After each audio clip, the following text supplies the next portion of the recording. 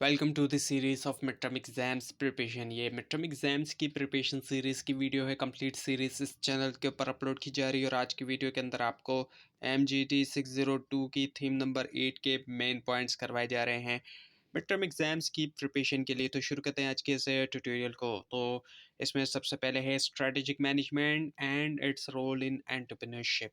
सो strategic management और उसका जो रोल है एंटरप्रेन्योरशिप के अंदर। सो स्ट्रेटेजिक मैनेजमेंट और एंटरप्रेन्योरशिप जो है वो रिलेट करते हैं एक दूसरे से। सो स्ट्रेटजी जो है वो क्या है, ये जो एक्शन प्लान होता है जो कि सिंक्रोनाइज करता है टेंजिबल और इनटेंजिबल रिसोर्सेज। टेंजिबल वो जिनको हम फिजिकली देख सकते हैं और इनटेंजिबल वो जो कि फिजिकली तौर पे हमें नहीं दिखाई देते।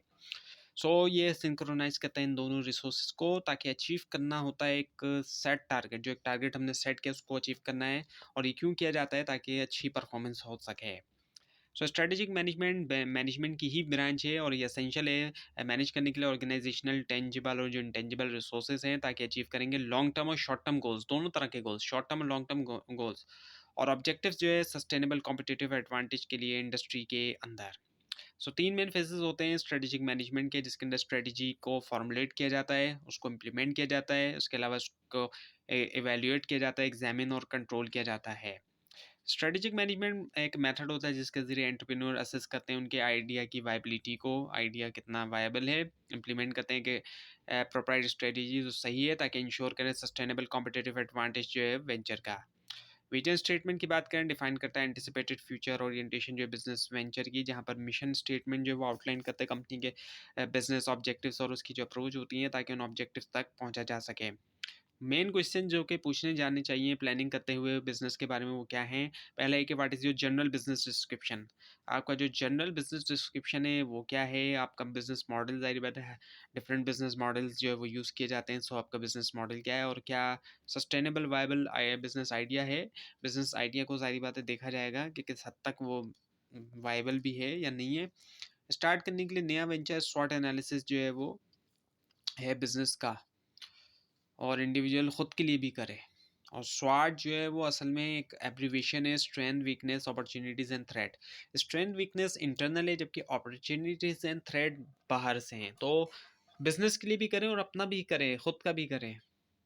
स्ट्रेंथ जो है वो क्या है? पॉजिटिव इंटरनल फैक्टर हैं जो कि एक बिजनेस वेंचर यूज़ करते हुए अचीव करता है उसका विजन, मिशन, गोल्स और ऑब्जेक्टिव्स। जबकि वीकनेसेस नेगेटिव इंटरनल फैक्टर्स हैं, नेगेटिव पॉइंट, वो प्लस पॉइंट या नेगेटिव पॉइंट है, और ये रोकता है बिजनेस की वेंचर्स कैपेबिलिटी कि वो अचीव करे उसका विजन, मिशन और गोल्स ऑब्जेक्टिव्स।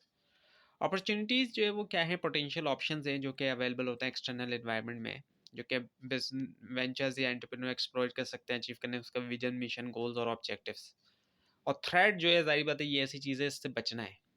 ये नेगेटिव फोर्सेस होती हैं जो कि एक्सटर्नल एनवायरनमेंट में जो कि रोकती हैं बिजनेस वेंचर को, ताकि वो अचीव कर सके उसका विजन, मिशन, गोल्स और ऑब्जेक्टिव्स। इसके अंदर हमारे पास हम देखें तो economic forces, social, culture, demographic, nature, environment, political and governmental, ये चीज़ें जितनी भी होती हैं, ये इनमें एक्सटर्नल में इनमें अपॉर्चुनिटी भी हमें मिल सकती है और हमें थ्रेट भी मिल सकते हैं।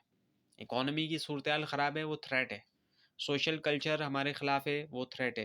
डेमोग्राफिक फोर्सेस भी हमारे मुताबिक नहीं है, वो भी थ्रेट है। नेचुरल एनवायरनमेंट में कभी कभी कोई क्लैमिटी आ जाती है तो वो भी जो है वो थ्रेट हो सकता है। और पॉलिटिकल और गवर्नमेंटल के अंदर अगर गवर्नमेंट जो है वो सपोर्ट नहीं कर रही है बिजनेस को, तो वो भी थ्रेट बन जाता है।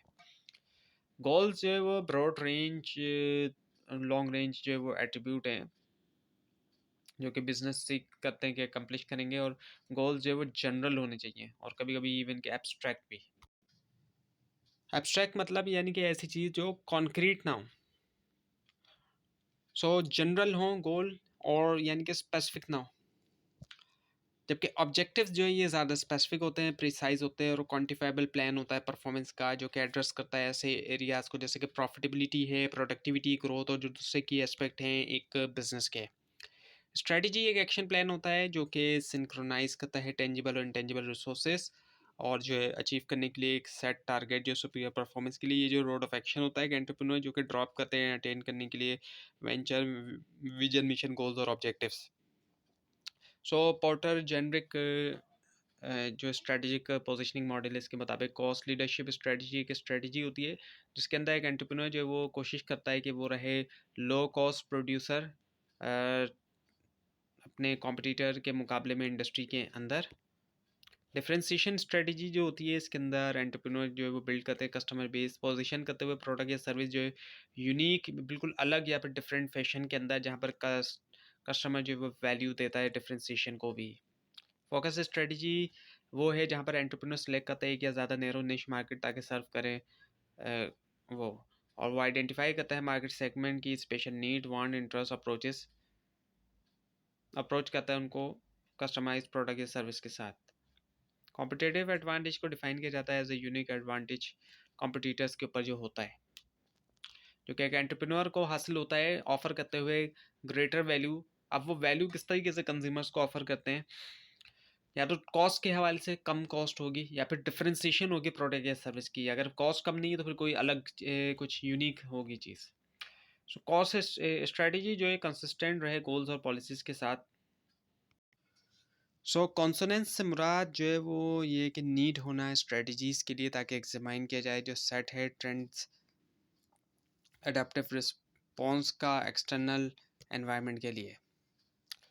स्ट्रेटजीज़ लाजमी तौर पे फिजिबल होनी चाहिए और लाजमी तौर पे तमाम रिसोर्स हों, जैसे कि फ़िज़िकल ह्यूमन फाइनेंशियल रिसोर्स वगैरह, और लाजमी तौर पे कॉम्पिटिटिव एडवांटेज हो।